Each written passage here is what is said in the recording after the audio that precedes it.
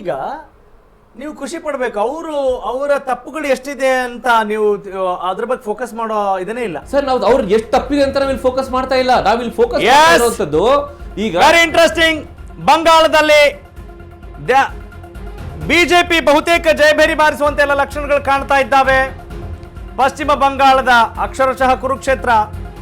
ಸಂಜೆ 7 ಗಂಟೆಗೆ ಪ್ರಧಾನಿ ನರೇಂದ್ರ ಮೋದಿ ಅವರು ಈ ಕುರಿತಾಗಿ ಅಡ್ರೆಸ್ ಮಾಡಬಹುದು. ಅದಕ್ಕೆ ಸಂಬಂಧಪಟ್ಟ ಹಾಗೆ ಅಪ್ಡೇಟ್ನ ತಾವು ಗಮನಿಸ್ತಾ ಇದ್ದೀರಿ ಸ್ಕ್ರೀನ್ ಮೇಲೆ. ಸಂಜೆ 7 ಗಂಟೆಗೆ ನರೇಂದ್ರ ಮೋದಿ ವಿಜಯ ಭಾಷಣವನ್ನ ಮಾಡಲಿದ್ದಾರೆ.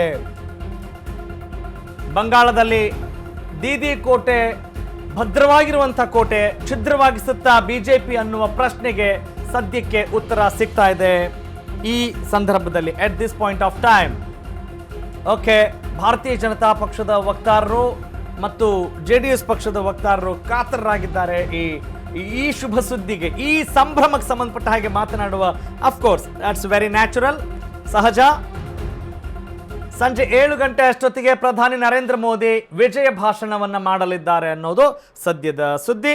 ಈ ವಿಚಾರಕ್ಕೆ ಸಂಬಂಧಪಟ್ಟ ಹಾಗೆ ಮೈತ್ರಿ ಪಕ್ಷಗಳು ಈಗ ಅಲ್ವಾ I'll just continue. ಸರ್ ಒಂದೇ ಒಂದು ನಿಮಿಷ. I'll just finish my thought. Please. See, ನಾನು ಯಾಕೆ ಈ ವಿಚಾರನ ಪದೇ ತಗೊಂಡ್ಬರ್ತಾ ಇದ್ದೀನಿ ಅಂತಂದರೆ, ದೇಶದ ಹಿತದೃಷ್ಟಿ ಇಲ್ಲಿ ಅಂತ ಅಂದ್ಬಿಟ್ಟು ಇದು 5 ಸ್ಟೇಟ್ಸ್ ಚುನಾವಣೆ ರಿಸಲ್ಟ್ಸ್ಗಳು, 1, 2 SIR ಆಯಿತು. ಅದ್ರ ಬಗ್ಗೆ ನಾವು ಎಷ್ಟು ಡೀಟೇಲ್ ಆಗಿ ಮಾತಾಡಬೇಕಾಗುತ್ತೆ. ಆಮೇಲೆ ಸನ್ಮಾನ್ಯ ರಾಹುಲ್ ಗಾಂಧಿ ಅವರು ವೋಟ್ ಚೋರಿ ಅಂತ ಬೋಗಸ್ ಹೇಳ್ಕೊಂಡು ಓಡಾಡ್ತಾ ಇದ್ರು. ಸೊ ಇದೇ ರೀತಿ ಬರೀ ಬೋಗಸ್ಗಳನ್ನ ಹೇಳ್ಕೊಂಡು ಓಡಾಡ್ತಾ ಇದ್ರೆ ವಿಪಕ್ಷಗಳು ನಿಮಗೆ ರಾಷ್ಟ್ರದ ಒಂದು ಹಿತಾಸಕ್ತಿಲಿ ಅಂತ ತಗೊಂಡಾಗ ನಾವಿಲ್ಲಿ ಡಿಸ್ಕಸ್ ಮಾಡಬೇಕಾಗಿರುವಂಥದ್ದು ಯಾರ್ಯಾರ ಜೊತೆ ಯಾರ್ಯಾರು ಅಲಯನ್ಸ್ ಆಗಿದ್ದಾರೆ ಯಾವ್ಯಾವ ರಾಜ್ಯದಲ್ಲಿ.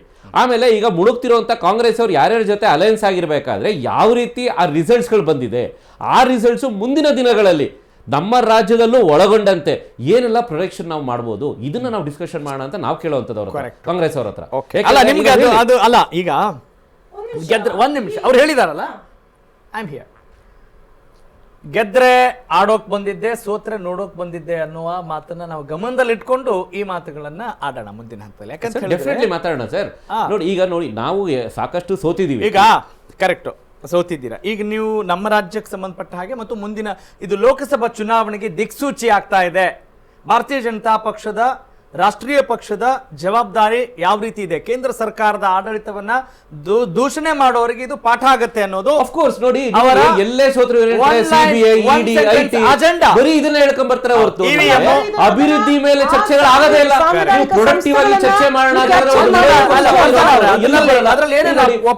ಈಗ ವೆಸ್ಟ್ ಬೆಂಗಾಲ್ ಅಲ್ಲಿ ಬಿಜೆಪಿ ಮುನ್ನಡೆ ಆಗ್ತದೆ, ಸರ್ಕಾರ ನಾವು ಸಾಧಿಸ್ತೀವಿ NDA ಅಲಯನ್ಸ್ ಅಲ್ಲಿ. ಈ ನೆಕ್ಸ್ಟ್ ಇವ್ರೆ ಮತ್ತೆ CBI ED IT ನೀವೇ ಹೇಳ್ತಿದ್ದೀರಾ, ಅವ್ರು ಹೇಳುವಂತ ಚರ್ಚೆ ಯಾವ ರೀತಿ ಇರಬೇಕು, ಕನ್ನಡಿ ಬೇಕೆ ಅಂತ ಒಂದು ಇದೆಯಲ್ಲ,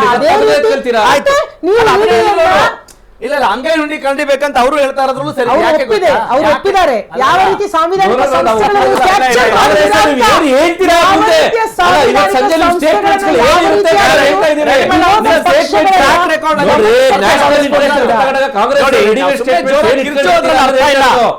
ಜೋರ ಕೂಗಾಟ ಮಾಡಿದ ತಕ್ಷಣ ನಮ್ಗೆ ಚರ್ಚೆ ಆಗಲ್ಲ.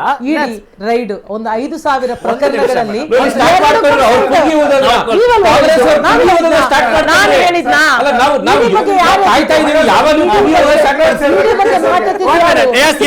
ಶಂಕರ್ ಬಿರಾದಾರ್ ವಕ್ತಾರರಿಗೆ ನಿಮ್ಗೊಂದು ಕಂಗ್ರಾಚುಲೇಷನ್ಸ್ ಹೇಳಕ್ ಇಷ್ಟಪಡ್ತೇನೆ. ಕೇರಳದ ನಿಮ್ಮ ರಾಹುಲ್ ಗಾಂಧಿ ಅವರು ಶತಕ ಬಾರಿಸಿದ್ದಾರೆ ಸೋಲ್ನಲ್ಲಿ, ಆಯ್ತಾ? ನಿಮ್ಗೆ ಕಂಗ್ರಾಟ್ಸ್ ಹೇಳಕ್ ಇಷ್ಟಪಡ್ತೇನೆ. ಆಮೇಲೆ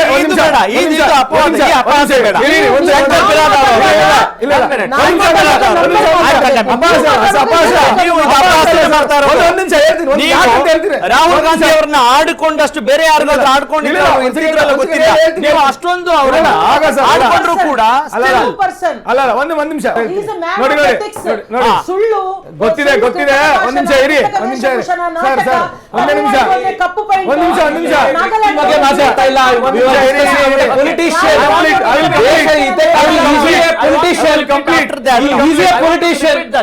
ಅವ್ರಿಗೆ ಫೇಸ್ ವ್ಯಾಲ್ಯೂ ಇದೆ ಆಸ್ ಎ ಪೊಲಿಟಿಷಿಯನ್. ನಿಮ್ಮ ಸನ್ಮಾನ್ಯ ರಾಹುಲ್ ಗಾಂಧಿ ಅವರಿಗೆ ಒಂದ್ ನಿಮಿಷ ಫೇಸ್ ವ್ಯಾಲ್ಯೂ ಇದೆ ಆಸ್ ಎ ಪೊಲಿಟಿಷಿಯನ್.